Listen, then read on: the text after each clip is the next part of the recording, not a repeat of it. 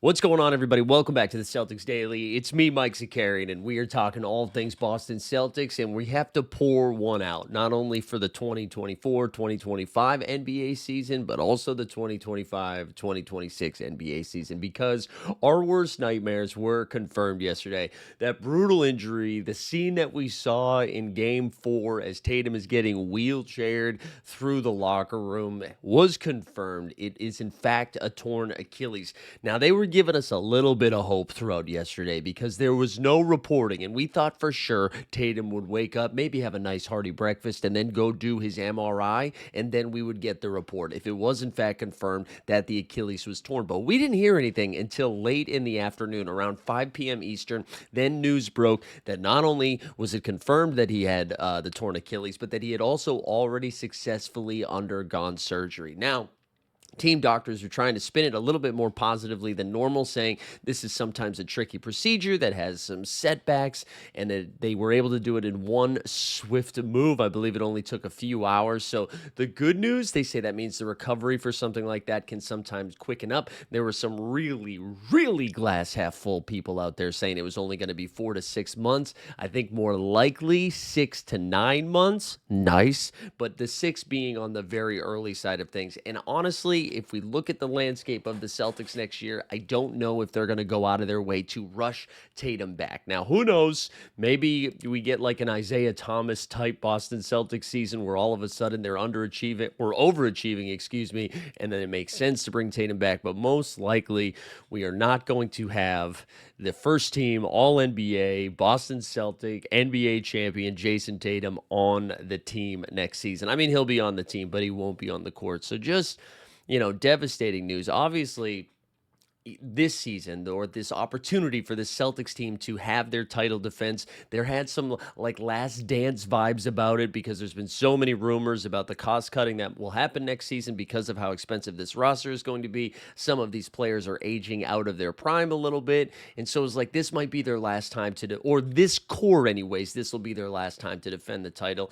And now, I mean, there's just been some crazy rumors that we'll get into in a little bit, but I mean, first and foremost, just hope that Tatum is able to heal up quickly, and I don't know, maybe get a little Kevin Durant in him, right? We saw what KD did when he was out and how he refined his game a little, and maybe we see Tatum come back a little bit stronger physically, but also a little bit stronger mentally. Not that he needs it, but everybody can get a little bit stronger mentally. You know what I'm saying? BetterHelp sponsor, where are you? But hopefully he gets back on the court soon, and just brutal stuff. Again, considering it was his best playoff game, maybe of all time. We always think about that game 6, I think it was, against the Bucks, where we went toe-to-toe with Giannis, where they came back and won that game. And then also that Game 7 against the Philadelphia 76ers a couple of years ago, where he dropped 50 points in that blowout W. But for what he was doing last night or 2 nights ago, putting the team on his back, and to see it go down in the manner that it did, it's bumming me out. I mean, I was thinking about it all day yesterday. Of course, we dropped the video, so that's part of the reason, but you're just looking for updates. You're hoping and praying like maybe it wasn't as bad as it was. But for the guy who has basically averaged 75 games a season, this dude never gets hurt, and even when he does, he plays through it, right? That wrist injury that he suffered in that first round, I mean, who knows, he could have missed like 2 weeks for something like that. Instead, he missed 1 game and he was back out there for Game 3. The dude's an absolute warrior, and I know he takes so much heat. And also, this is just some feedback for everybody out there. You see this a lot when somebody dies, that everybody would give a hard time, and then they pass away, and then they're like, you know what, man, he was actually a pretty good guy. Like, yeah, I loved him the whole time. You saw so much of that yesterday with Tatum, and of course, Tatum didn't die, but every single sports media outlet, fan has been like, oh, Tatum, we don't give him enough credit. We don't give him enough credit for what he's doing out there. Yeah, no shit. But why do we have to wait until something horrific happens for us to say something nice? Instead, we're like, does he have that dog in him? I don't think so. He wasn't even the best player on his own team in the finals. Just shut up. You know what I'm saying? Just shut up. Let's get on. Let's move on to something a little bit more positive. The glimmer of hope. Sammy Hauser, or if you're from Boston, Sammy Hauser kid, returns to the court tonight in Game 5, must win in the Garden, the Boston Garden, that is, the TD Garden. Let's get the sponsorship right. He returns to the Celtics rotation, which, like, weirdly is important. No disrespect to Sam Hauser, but we just don't have guys right now with Porzingis being so limited. I know Kristaps Porzingis played 24 minutes in Game 4, but it was only 4 of them were probably good. And now you take out the 40 minutes of Jason Tatum. You're going to see if Hauser is in fact healthy, he's going to be playing quite a bit tonight. And the Celtics are just going to have to shoot 60% from three. They really are. They're going to have to shoot 60% from three, maybe even higher, because they're going to have nobody that can rebound tonight as they go into Game 5, right? Because Tatum has been, like, I think the leading rebounder in all, maybe not all of the playoffs, but maybe just the Eastern Conference. I forget what the stat exactly was, but Tatum is like one of the leading rebounders, not on the team, but like in the entire NBA right now. And you take that away from a team that's been playing relatively small because Porzingis can't really battle on the boards. Al Horford's only going to be able to do so much. Again, they only had 1 day rest, so I don't expect to see fresh Al. So Tatum was doing a lot of the board grabbing, and now you see Mitchell Robinson and Karl Anthony Towns getting real comfy down low because they're not going to have to battle as aggressively as they had in the past. So Celtics are just going to have to hit every freaking shot. That's going to be their only way. Now, I wouldn't be surprised if Boston does come out and just battle, because this is their last chance, right? So they're at home. I'm assuming they're going to want to play for Tatum. I don't know if Tatum's going to be in the Garden. I kind of hope he is. I'm sure he's not because he just had surgery. But if he is, the ovation that he's going to get will give you goosebumps. I know the team probably would need it just because the locker room after Game 4 was just so brutal. But anyways, if you want to, this is not financial advice. I'm not here to tell you to bet, but my guess is Peyton Pritchard is going to take 23s tonight. We're going to see a lot of Peyton Pritchard minutes. A lot of the conversation after Game 4 from outlets like The Ringer with Bill Simmons and Zach Lowe talking about, like, why didn't we see more Peyton Pritchard? You know, why did you lean into those 7 guys? It was basically just Porzingis and Pritchard, but I think he only played like 18 minutes or something like that. And he's been very effective in those minutes. So I think we're going to see a ton of fast PP, a little Peyton Pritchard. So, and if Tatum is, he is going to miss next season. Yeah, get ready for my Peyton Pritchard MVP call. All right, he's going to be out there averaging 35 a game. I think that's what we're going to see from our guy Fast PP next season. And speaking of next season, let's wrap it up here. I don't know where the Celtics go from here. I pose this as a question. I'm hoping you can give me the answer in the chat because, again, the dialogue would before the injury, even if the Celtics had the title defense, the conversation was like, well, at least one of Drew Holiday or Kristaps Porzingis will be on another team.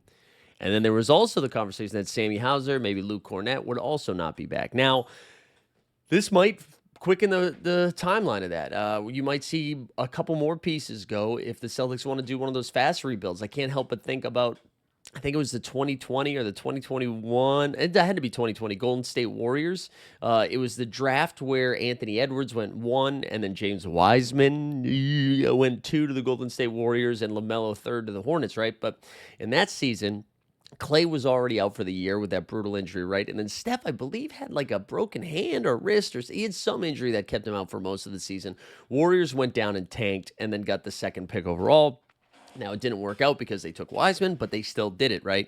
And I can't help but think that the Celtics would be in an awkward situation to maybe think about doing something like that. I know if Danny Ainge was here, we would do something like that. But I think this current roster is too talented to do that, because even their role players and like Peyton Pritchard, I think, would be starting on most teams. I think Sammy Hauser would be starting on most teams. So I really don't know how they're going to handle it. And because of the poor performance from our guy Jaylen Brown over the week or this past game, now there's been conversation that, like, oh, do you try to move off of Jaylen Brown because he's actually the most expensive piece?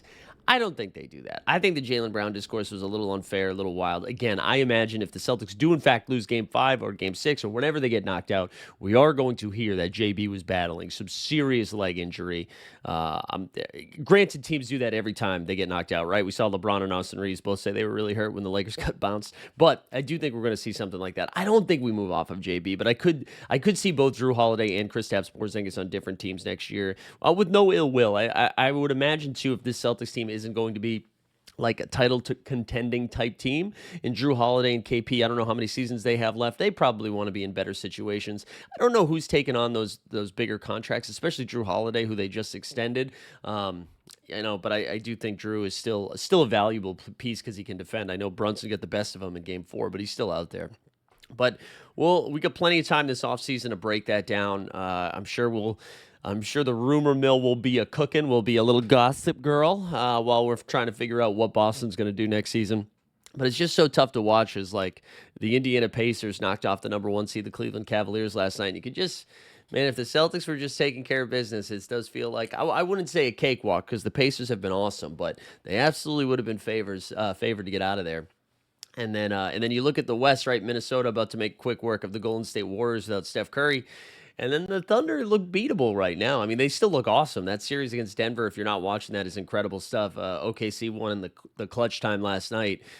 They move up to a 3-2 lead, and Jokic put up crazy numbers. But both of those teams have flaws. The Celtics could have absolutely been there. But this is why you cherish the titles you get, And we were able to get that one. Tatum and Jaylen Brown both able to take the monkey off the back and get that banner, right. You can't take those away, and they're hard to get. That's why you don't see a lot of repeats. You don't see a lot of dynasties. This game's hard. The parity's real, and especially with the new collective bargaining agreement, it's harder to keep these like rosters of stars together. So. God, this feels so sad again. But Game 5 tonight, who knows? Maybe we defend the Garden, we come back tomorrow, and we're like, what if? Don't let us get one. Cowboy up. All of those things. But I appreciate you guys hanging out and checking out the Celtics Daily. If you want some more of it, hit the notification bell so you know the next time we drop some sweet content, and make sure you hit the subscribe. Thanks for tuning in.